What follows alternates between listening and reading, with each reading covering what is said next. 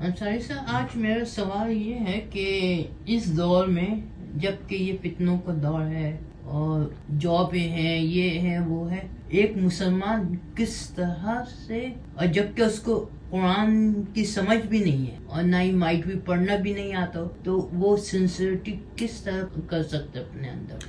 دیکھیے، پڑھ سکتا ہو عربی میں پڑھ لے، ویری گڈ، لیکن اس سے سنسیئرٹی نہیں بن سکتی۔ سنسیئرٹی ایک ایسا ٹاپک ہے جس میں ہم مثال لے سکتے ہیں بلال رضی اللہ عنہ کی۔ ان کے پاس جس پر وہ ٹارچر ہو رہے تھے، نہ تو قرآن تھا، نہ کوئی اتنی سمجھ تھی اسلام کے بارے میں، کوئی ان سے مل بھی نہیں سکتا تھا، وہ برابر ٹارچر ہو رہے تھے۔ ہم سب جانتے ہیں، بچہ جانتا ہے مسلمان کا کہ کس بری طرح وہ ٹارچر ہوئے ہیں۔ اس کے باوجود وہ کہتے تھے احد احد احد۔ لوگوں نے ان کو سمجھایا کہ آپ کو اتنا بری طرح ٹارچر کرتے ہیں، اتنا ظلم کرتے ہیں آپ کے اوپر کہ گرم پتھروں پہ پہلے پتھر تپائے جاتے تھے، پھر ان کو اس پہ لٹایا جاتا تھا اور ان کے سینے پہ رکھ دیتے تھے۔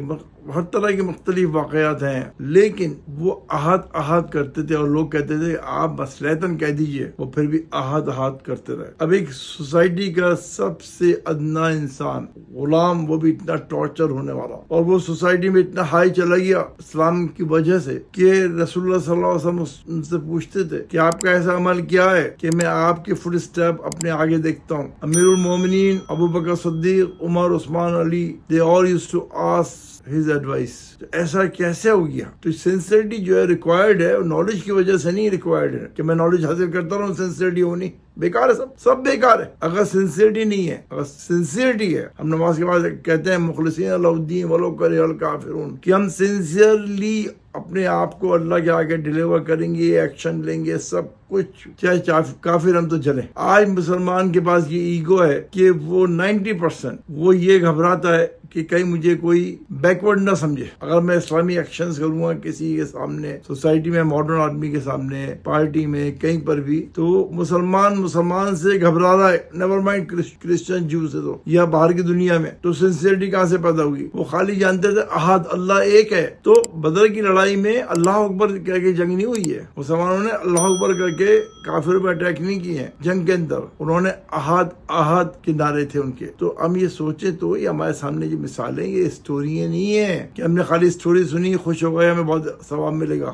گا۔ تمہارے پاس نالج آنے بعد تم نے نہیں اپلائی کیا، then what kind of suffering you have to face, think about it۔ تو ہمیں پوری کوشش ہونی چاہیے کہ اللہ تعالیٰ سے دعا مانگے اور اپنے اندر سنسیئرٹی پیدا کریں اسلام کو فالو کرنے کی، اللہ تعالیٰ کی وحدانیت کو سمجھیں۔ جیسے بلال رضی اللہ عنہ کی مثال ایک ہے، اور تو بہت مثالیں اور بھی ہیں، لیکن اس وقت میں یہی دینا چاہتا ہوں، ایک عام آدمی بھی جانتا ہے کہ بلال رضی اللہ عنہ کون تھے، کیا تھے۔ تو سنسیئرٹی سیکھو اللہ کے راستے میں، انا صلاتی نسکی محیائی مماتی للہ رب العالمین، کہ میری نماز تو میں سب کچھ قربان کر دوں گا، نسکی میری رانگ ڈیزائرز، دل چاہ رہا ہے نہیں میں نہیں کروں گا، کیونکہ اللہ اس کے رسول کی اس میں پسندیدگی نہیں ہے، پلیجر نہیں ہے، میں وہ کروں گا جو اللہ سبحانہ تعالیٰ کا مان کر۔ نسکی وہ قربانی دینے کے لیے تیار ہو جاؤ جب سنسیئرٹی آئے گی۔ ماہیائی ماماتی، میری زندگی اور موت اللہ رب العالمین کے لیے۔ اس کا مطلب کیا ہے کہ اللہ رب العالمین کے کہنے کا مطلب یہ ہے کہ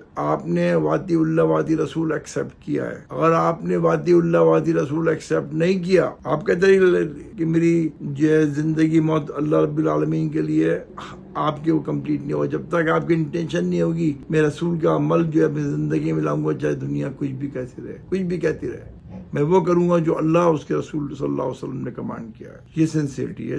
میں چھوٹی سی مثال دی، ٹاپک تو بہت بڑا سنسیئرٹی کا، انما الاعمال بالنیات، ہر چیز جو ہے اس پہ بیس کرتی ہے۔ سنخوض معاركنا معهم وسنمضي جموعا نردوهم ونعيد الحق المغتصب وبكل القوة ندفعهم